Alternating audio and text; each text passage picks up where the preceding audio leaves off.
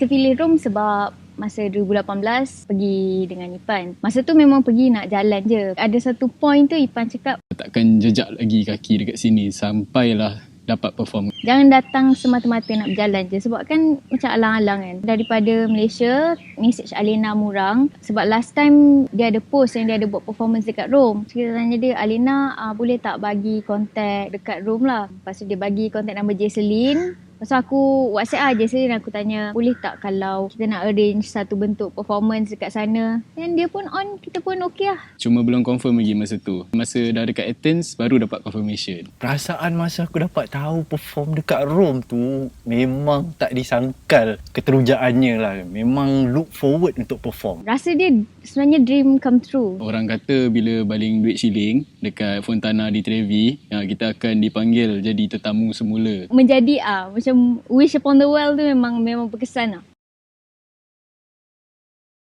Hi, my name is Jacelyn Parry, and I'm a musician and music composer based here in Rome. I also run a cultural association called Culture del Mondo, literally translated as Cultures of the World. We work very closely with entities and institutions in order to organize music events, art exhibitions, in order to celebrate diversity, openness, and tolerance through the arts. We work very closely with the Malaysian Embassy. For 2 years in a row, we've organized Malaysian Night within the context of a film festival called Isola del Cinema that has been going on for 25 years. And so we had these two musicians come out to join us. We had Matthew Naunjao, Solomon Gao 1 year, and the other year we had Alina Murang from Malaysia to come out as well. So I have this natural affinity for Malaysia also because I was born in Malaysia and I would like to share that culture here in Rome. So naturally when Nusantrik contacted me, I listened to their artistic proposal and I was very fascinated and I really love the sound of their concept, their music, how the whole performance takes place. If I have to describe Nusantrik's music, I would say that it's like an ambient soundscape journey. Well, for me, it kind of like takes you on a journey to the rainforests of Malaysia. There's a kind of softness that emanates from it. It's very relaxing and beautiful. And in combination with the dancer, Wakang, he brings a lot of that Malaysian flavor in a contemporary way as well, that Malaysian style of dancing in a contemporary context. Well, in particular with Irfan and Jihan, Kicau-bilau, we have already worked with them on 2 occasions, the second occasion being Piccoli Grandi Concerti online. We did an online version of it during the lockdown, which you can see on Facebook, our Facebook page. After that performance, I was just enthralled by the idea of being able to release an album with them, because right now Culture del Mondo has a new project in which we would like to have a record label, and we would absolutely love to feature musicians like them. Growing up in Singapore, I have this impression imprinted in my subconscious, and so straight away when I listened to it, I felt very close to home. And I thought it would be a beautiful thing to share here in Italy. Waktu kat airport, sebelum keluar, aku diingatkan oleh Irfan lah, jangan pernah sebut perkataan mafia. Masa sampai tu dah malam. Temperature masih lebih kurang dengan Athens lagi lah masa tu. Dalam 10-11 Celsius. Lepas tu dah start dengar perbualan orang dekat sekeliling. Dia punya nada dia kan. Jadi dah confirm lah dah sampai Itali. Sedap lah dengar. First of all, memang terus rasa nostalgic. Kita tak expect yang kita akan sampai balik situ. Dah rasa macam okay, aku dah jejak balik dekat Rome, dan this time around aku jejak dengan niat nak perform. Esoknya terus keluar meeting santai lah dengan orang-orang dekat embassy. Lepas tu jalan ke tempat-tempat yang dah pernah pergi dulu untuk throwback lah. Acah-acah. Inilah dia show yang dikelola oleh Culture del Mondo. Tapi masa ni Jacelyn tak ada. Dia ada urusan dekat China. Performance ni kolaborasi bersama Pasquale Laino. Sampai tu kita take a look around. Dia satu library and cafe, Ayurvedic cafe, Bibliothè. But after that kita pergi semula dengan Alessandro untuk lepak dekat situ. On the day of the performance itself, itulah the very first time kita jumpa dengan Pasquale Laino. Sebelum performance macam biasa lah, Irfan balutkan rokok daun untuk audiens yang datang. Dan kita berkenalan dengan Pasquale. Pasquale ni dia bermain saxophone alto dan duduk. Duduk ni sejenis alat muzik bertiup. Sebelum start tu ada this one sound check session. Ifah main gitar dan dia selit-selit kan. Dia terus macam, what?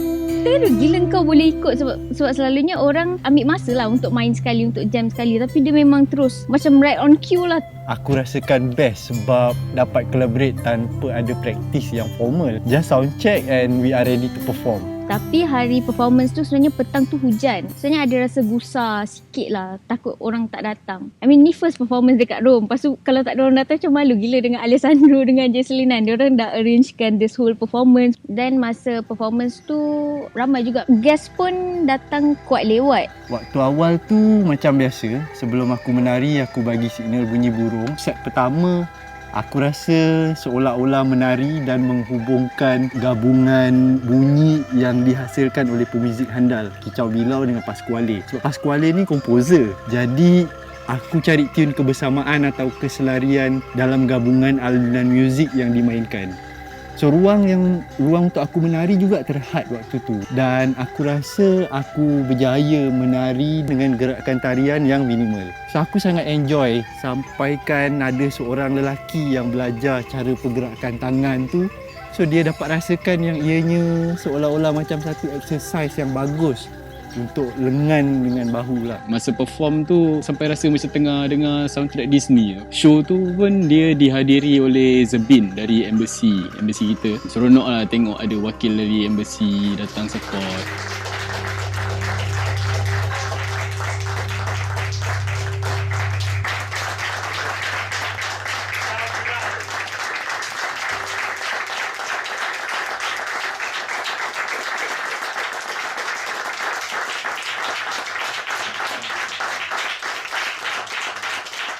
Waktu tu pun Alessandro bawa mak ayah dia datang. Performance dekat Bibliothè tu rasa intimate lah, macam family gathering. Dia punya bond dengan audience tu memang agak rapat lah. Rasa close to each other lah. Lepas dah dekat Athens for a while, dan kita dah dekat Rome untuk beberapa hari, Bibliothè ajak makan lepas performance. So masa tu tengok macam ada nasi, ada macam Indian cuisine lah. So in a way kau rasa macam kau balik sekejap dan rasa very grounded. Dengan semua orang dekat situ rasa dah macam family dah. Alessandro ada kru Cultura del Mondo masa tu. A very good ending of the whole day lah. Forte Prenestino ni satu benda yang random. Sebab masa dekat Athens kita tengah kalut. Kita tak ada tempat nak stay, kita tak jumpa. Sampailah kita jumpa rumah yang kita duduk tu lah kan. Dan antara option lain yang aku try untuk cari penempatan adalah couch surfing. So aku message lah seorang mamat ni daripada couch surfing. Aku tanya dia, hi, we are a group of musicians, we are looking for a place to stay for a few days. Dia tak reply. So, aku pun macam kind of lupa lah pasal benda tu. Dan dah sampai Rome, dah masuk rumah tu, dah lepak-lepak. I think second day, third day macam tu baru dia reply. Dia cakap, hi, I'm really sorry that I didn't reply to your message earlier. Dia tak perasan pun message tu. So dia cakap, I can arrange a performance for you in this space. So dia cakap nama tempat tu Forte Prenestino. Then after dia cakap tu baru kita start search. Lepas tu semua macam mind blown.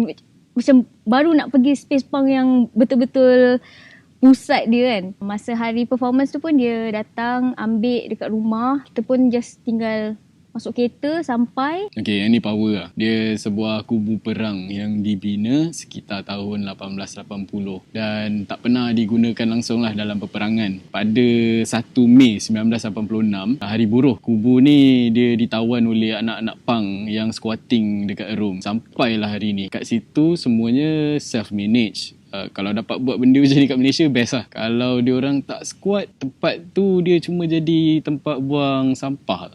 Sayang lah. Banyak band-band underground pernah perform dekat situ lah. Macam Fugazi, Suicidal Tendencies. Dave Grohl pun pernah tau. Masa dia sebelum dengan Nirvana, dia pernah perform kat situ. Space tu, dia ada terowong yang panjang. Dan sepanjang terowong tu ada macam bilik-bilik yang dijadikan space. Macam bar, ada cinema, ada bilik teater, ada kafe vegan, kafe non-vegan pun ada. Tempat kanak-kanak bermain. Lepas tu yang paling power sekali ada wine cellar sendiri. Ground area yang mana contoh kalau kau bawa RV, camper van, kau boleh park situ, kau boleh tidur situ. Dia bagi lah, tapi bagi tahu awal. Dia even ada bilik-bilik untuk macam kalau band tour, kau boleh crash lah dekat situ for a few days. Dia ada underground level. Dia cerita ada time-time yang dia buat drawing ni event kan. So underground ni dia macam, kau boleh bayangkan penjara yang sebelah-sebelah kan. So setiap bilik tu dia assignkan ke satu artis. So kalau contoh ada 20 bilik, ada 20 artis dalam setiap bilik, dalam space diorang sendiri buat drawing masing-masing, which is very interesting concept sebab space ni space punk but very alive, produktif. Lepas tu semua orang very understanding of each other. Sampaikan ada satu gig tu diorang collaborate. Ada engineer anak punk yang buat kerbau daripada metal, boleh keluar api daripada mulut dia dan boleh tunggang waktu tu.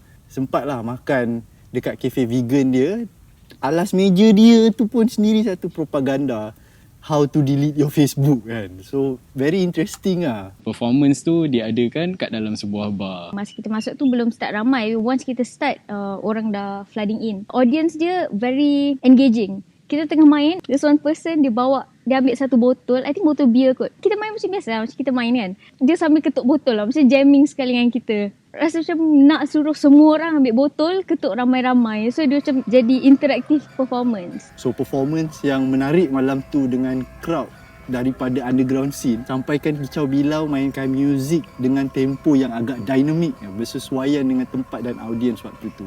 Best lah, sampaikan ada audiens yang kata performance tu sebagai wonderful experience dan ada yang kata dia tak tahu gerakannya apa tapi dia dapat rasakan yang ianya mystical.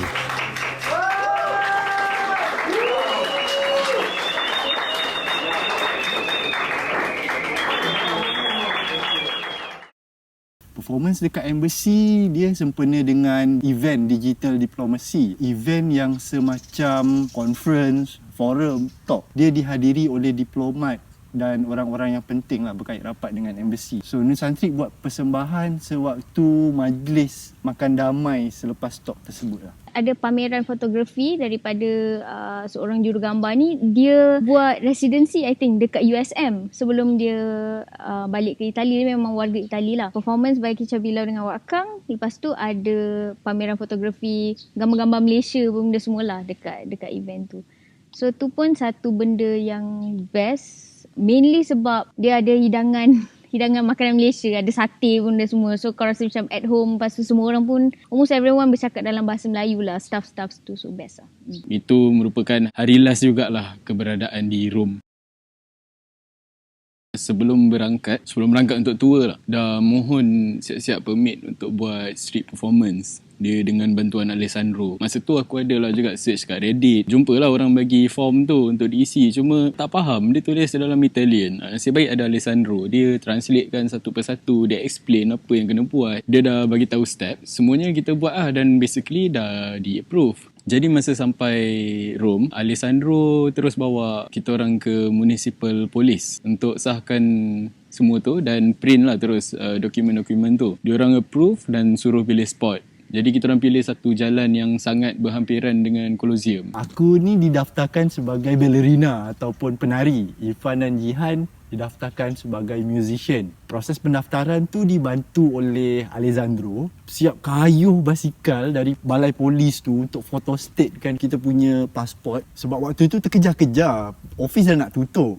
Tapi semuanya berjalan lancar dan sempat kita daftar sebelum office tutup. Nak dijadikan cerita, 3 hari sebelum nak tinggalkan Rome, baru dapat peluang untuk basking. Sebab cuaca hari-hari sebelum tu agak tak cun. Asyik hujan je lah. Kalau ada cuaca yang elok pun sekejap-sekejap je. So, hari tu set up lah dekat jalan tu. Via del Fori Imperiali. Jalan tu tutup hari tu. Tak ada langsung pemandu kereta. Rasanya dia some sort of car free day lah kot masa tu. Lepas tu orang ramai gila. Ada banyak street performance lain. Ada yang main satu instrumen. Ada yang melukis. Aku menari ke tengah jalan.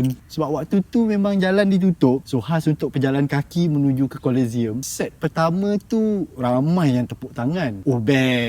Sebab set pertama tu memang kita all out lah. Start aja set kedua masa basking, ada 2 polis suruh berhenti je. Dia buat sign macam gini kan. Kita orang pun berhenti lah. Tanya kat dia orang, kenapa? Dia orang minta nak tengok permit. Okey lah, tak risau lah. Kita dah settle benda tu dengan Alessandro. Alessandro dah tolong. Kita tahu kita tak ada buat salah. Bagi surat permit apa benda semua. Tiba-tiba dia macam diam, bincang sesama dia orang dalam Italian. Kita tak faham. Lepas tu dia tanya, okey, ada tak surat Declaration of Arrival in Italy? Dan rupanya surat Declaration of Arrival ni kita kena buat dalam masa 8 hari selepas kita sampai. Selalunya benda ni dibuat oleh tuan rumah. Tapi maybe tuan rumah kita pun macam mana nak layan kau benda. I mean, siapa nak expect benda macam ni jadi kan. Aku rasa kalau orang biasa pergi, tak ada orang minta pun declaration of arrival tu. Cuma maybe sebab kita menarik perhatian kepada diri kita sendiri. So bila ada macam polis tanya, mesti dia terus minta lah benda tu. Jadi lepas kita tak dapat nak tunjuk benda yang diorang minta tu, diorang suruh tunggu kejap. Masa tu salah seorang polis, dia bawa pasport kita orang ke balai untuk check lah pasal declaration apa benda semua tu. Kita start call kawan-kawan yang ada dekat room, termasuklah embassy sekali. Terpaksa sebab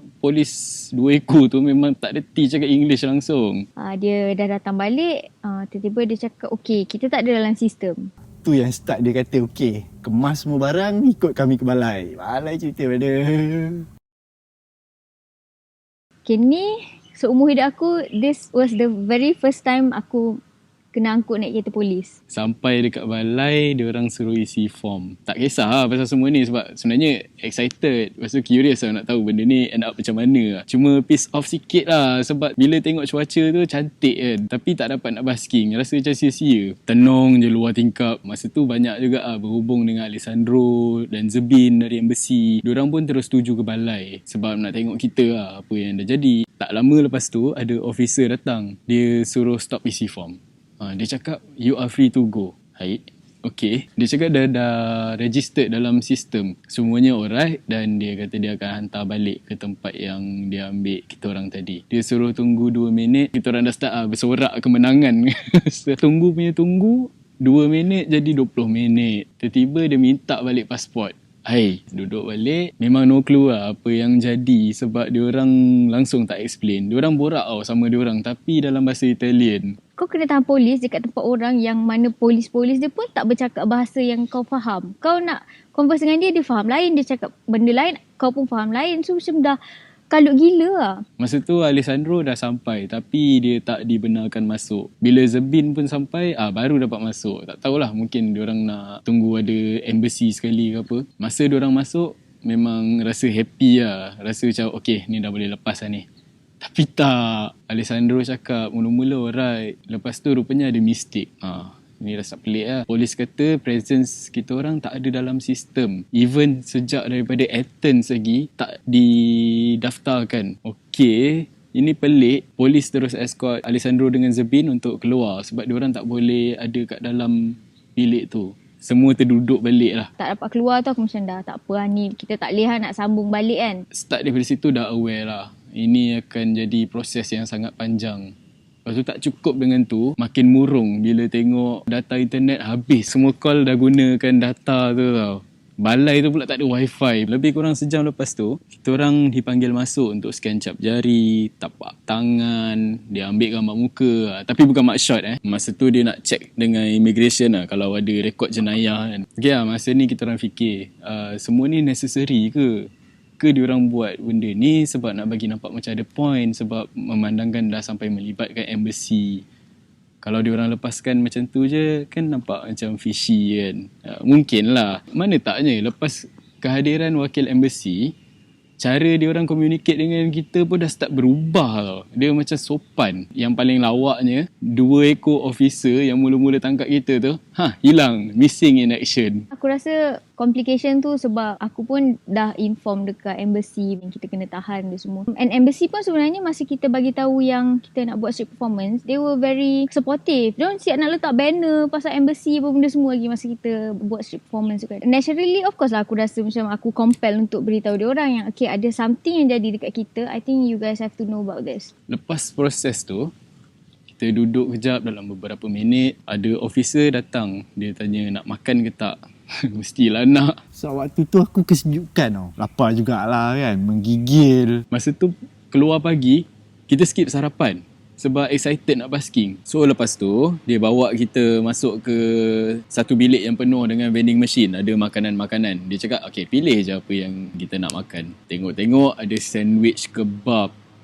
Ada cappuccino, ada latte, espresso. Semua benda ada. So Irfan ambil espresso, Jihan ambil macchiato, Pak ambil cappuccino. Lepas tu duduk balik dekat meja tadi tu, makan, sedap lah, makan free. So minta dekat salah satu officer tu, minta nak merokok lah. Officer tu dia iring Dalam masa merokok tu, aku minta kat polis tu explanation. Dia explain satu persatu. Lega juga finally dapat dengar explanation dalam bahasa Inggeris. Sepanjang duduk situ memang tak ada, diorang tak ada communicate langsung dengan kita orang. So dia bagi tahulah, lepas ni kita orang akan dibawa ke immigration office untuk confirmkan yang kita ni bebas daripada sebarang jenayah. So tak apalah, masuk dalam balik. Tunggu lama, cuba juga cari 2 ekor polis yang mula-mula tu, tapi harap jadah memang dah lesap. Lepas tu diorang suruh kemas barang, bawa masuk kereta. Okay, yang ni power lah, sebab setiap seorang dapat kereta lain-lain, macam VIP lah. Yang pergi immigration ni aku macam berdebar sikit sebab kita dah start separated. Wak kereta lain, Ifan kereta lain, aku kereta lain. Lepas tu kereta tu pula dia memang check child lock, mana aku tak boleh buka. Aku rasa macam aku memang keledai dadah masa tu. Macam aku bawa dadah yang berkilo-kilo lah. Didiskriminasi kan macam tu sekali kan. Dah masuk kereta tu, dalam kereta aku ada dalam 3 polis kot. 2 orang duduk depan, seorang duduk belakang. Tapi phone, sebab phone Ipan pada aku, phone aku still boleh pegang. So ada momen-momen yang aku boleh record sikit-sikit lah apa yang jadi benda semua. Thankfully kita tak kena gari, just kena masuk dalam kereta, dipisahkan. Masa kereta nak lalu kat pos, nak keluar tu, nampak pula, alamak, ini Datuk Ambassador ni. Rupanya Datuk Ambassador pun datang. Kereta yang bawa Jihan je yang stop untuk say hi dekat ambassador. Aku cuba juga cakap kat officer tu, "That's our ambassador." Oh, dia jawab, "No." Okay, rude. Tak apalah, tak dapat jumpa ambassador. Perjalanan tu jauh gila. Tapi best lah, tengok view, tengok tempat-tempat yang kalau tak naik tu takkan lalu lah tempat-tempat tu. Sebab dia naik highway semua. Diorang bawa laju gila kereta tu, macam racing kan. Diorang drive macam setan. Kereta Jihan je setahu aku, dia bawa sopan. Lepas tu sampai je dekat immigration office, nampak kat luar tu ada perkampungan tau.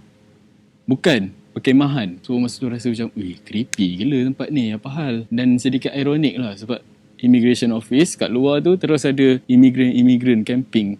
Wow, apa yang orang buat kan kat dalam office tu. Aku dengan Wak sampai dulu. Tunggu Jihan sampai, nampak officer tu dia isap rokok. Aku nampak macam tu, aku malas nak tanya. Aku terus balut je lah rokok daun kat situ kan. Lepas tu light up. Diorang usah je kat situ. Dia curious pasal rokok daun ni. Selalunya aku akan offer orang. Bila aku balut rokok daun, aku akan offer. Tapi kali ni aku rasa macam aku nak buat bodoh je lah. Biar diorang tertanya-tanya, tak dapat jawapan kan. Tunggu. Kereta Jihan sampai je, baru dapat masuk dalam office tu. Lega sikit lah. Sebab luar tu sejuk kot. Kita pun masa tu pakai baju Melayu je. Masa tu pakai baju Melayu sebab fikir nak basking dan hari ni akan jadi hari yang aktif. So takkan rasa lah sejuk tu. Memang yakin tak nak bawa jaket masa tu. Diorang pun tak ada hati perut nak bagi jaket ke, selimut ke. Tapi masa tu dah start rasa macam dah bonding dengan polis-polis ni. Sebab dah berapa jam dah kita spend kat dalam balai tu.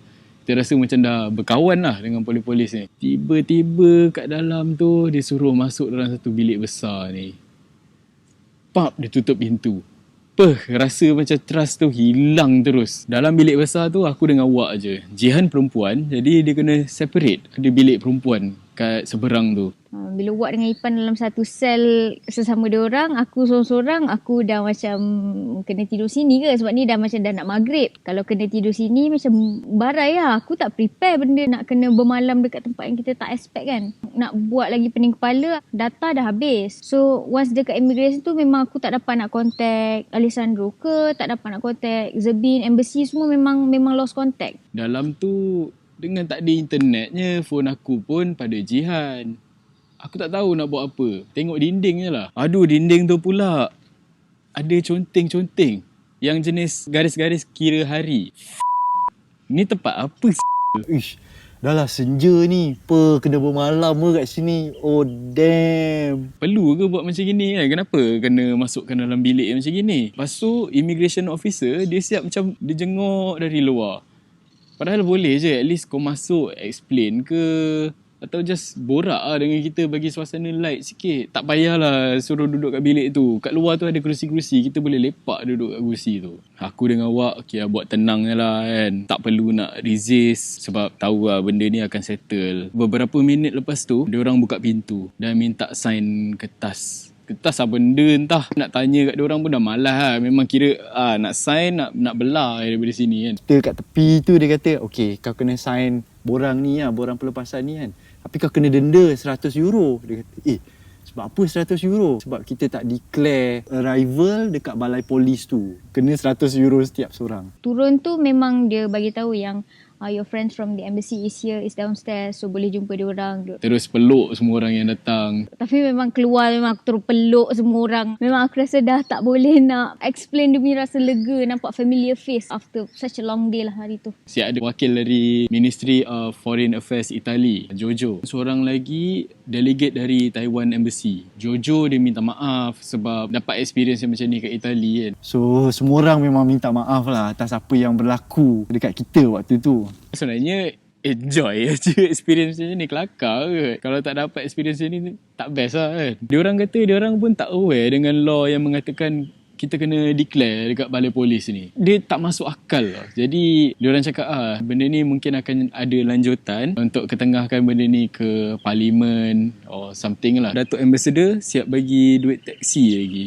Sebab bak kata diorang lah, polis-polis tu bagi tahu on the phone, cakap diorang takkan hantar balik. Kurang ajar gila. Diorang tak sanggup lah nak tengok kita kena ambil taksi sendiri, terkapai-kapai kat situ. Dia cakap kalau kita tersadai kat luar office tu, area tu bahaya tau. Pernah ada kes bunuh kat situ. Quite recently lah. Lepas tu sampai je kat rumah, kita termenung kejap, kita refresh sikit, borak-borak, lepas tu tidur. So 100 euro tu Mr. Bean cakap bagi dia fotokopi denda tu. Cuma kita tak tahu macam mana proses pembayaran dia, macam mana proses seterusnya. So kita serahkan dia kepada embassy lah, embassy yang menguruskan.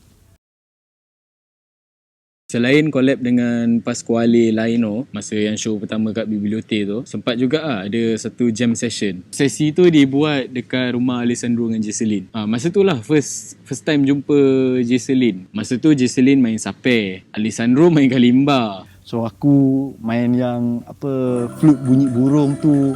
Jacelyn ikut cara kita orang main dan tukar, kita orang ikut cara Jacelyn main, dan lagi satu kita orang ikut dia, dia ikut kita orang. So best lah, the whole collaboration yang impromptu tu sangat interesting. Malam tu Alessandro sempat buat live dekat Facebook kan. Lepas daripada kita perform tu, kita dengar lagu lah. Tiba-tiba ada satu lagu, Red Wine kan. So Alessandro happy, dia menari. Aku pun menari sekali dengan dia kan.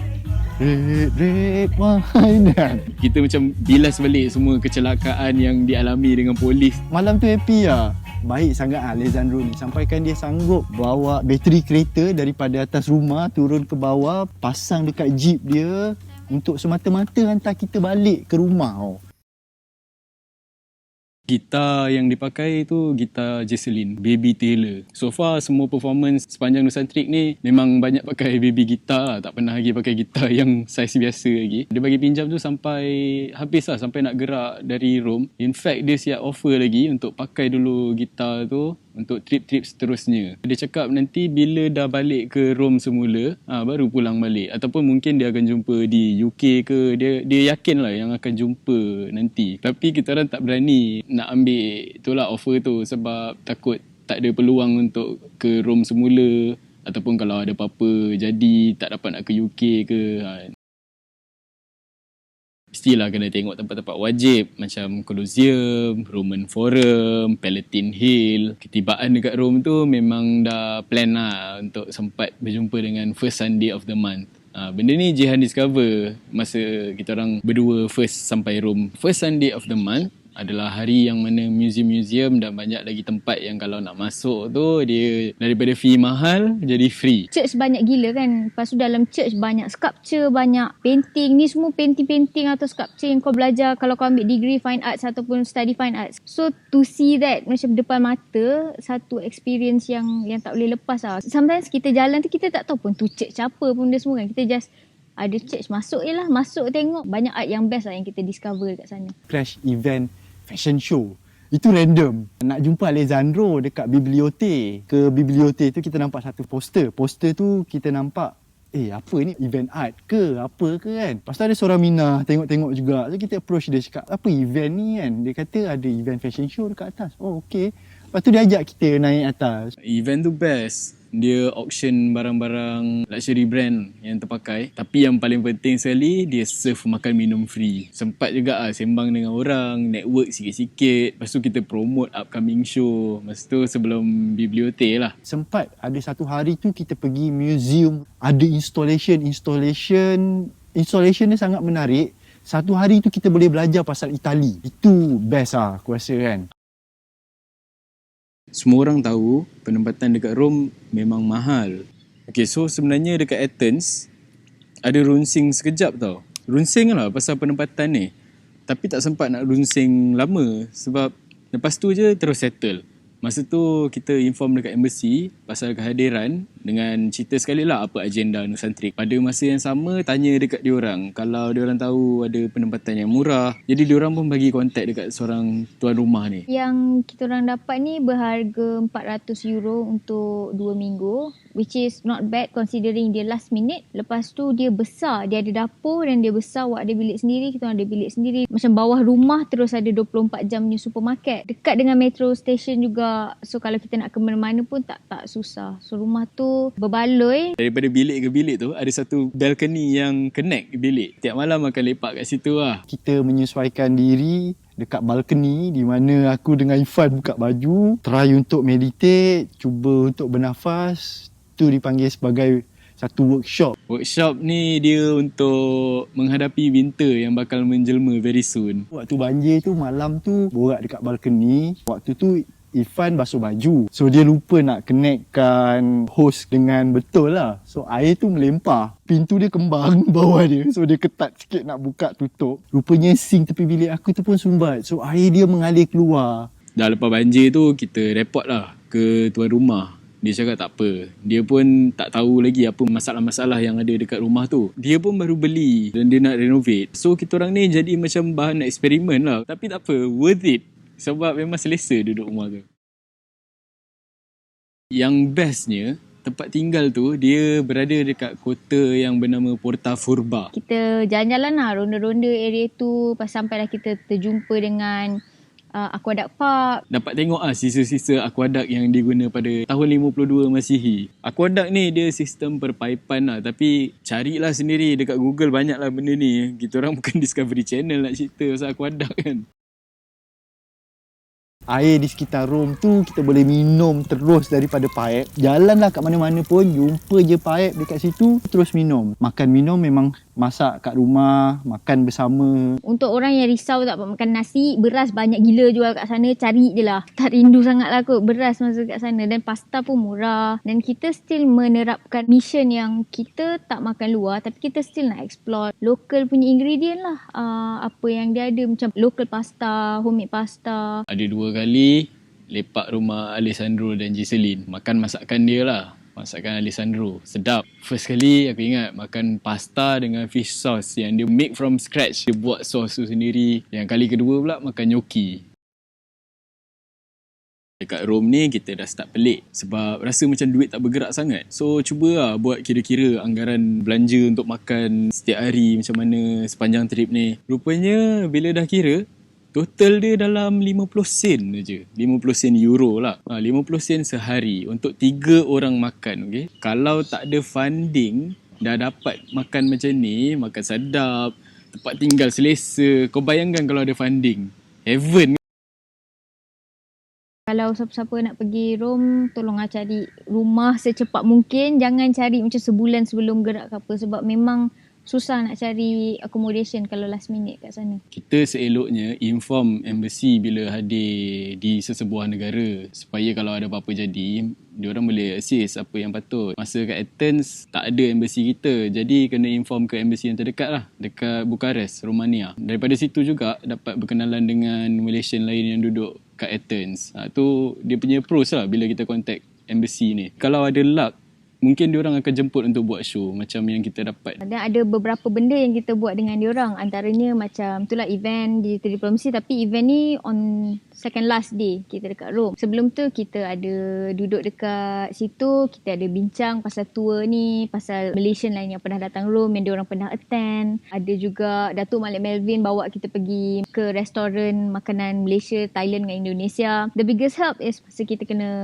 tahan polis tu, dia orang paling banyak membantu proses nak settlekan, kita nak balik benda semua. Memang dia orang lah yang tolong 100%. Rasanya kalau kita tak contact dia orang, kita lost habis lah. Okay, bila nak ke Rome tu, especially Rome lah, research sikit pasal law terbaru dia. Sebab law dia sentiasa berubah tau. Masa tahun 2018, masa tu boleh duduk lagi di Spanish Steps tu, kat tangga tu kan. Tiba-tiba masa yang kali ni, ada baca satu law, kita dah tak boleh duduk kat situ. Sebab katanya bila duduk tu, bontot kita akan hakis tangga tu. Dia akan tiba-tiba ada law yang okay, kau pakai baju macam ni, boleh kena saman.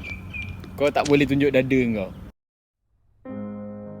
So lepas perform dekat embassy, kita pergi rumah Alessandro dan Jacelyn untuk pulang gitar dan kita ucap selamat tinggal lah kat mereka. Banyak dia orang accommodate keperluan-keperluan kita orang kat sana. Balik tu Jihan terus rest sebab dalam pukul 3 pagi kita nak kena bersiap dah. Jadi aku dengan awak bersembang lah sepanjang malam tu. Siap sempat masak lagi untuk makan sebelum gerak. Kita nak habiskan semua grocery kan masa tu. Sedar tak sedar dah pukul 3. Oi, bergegas lah kemas. Kita head ke airport.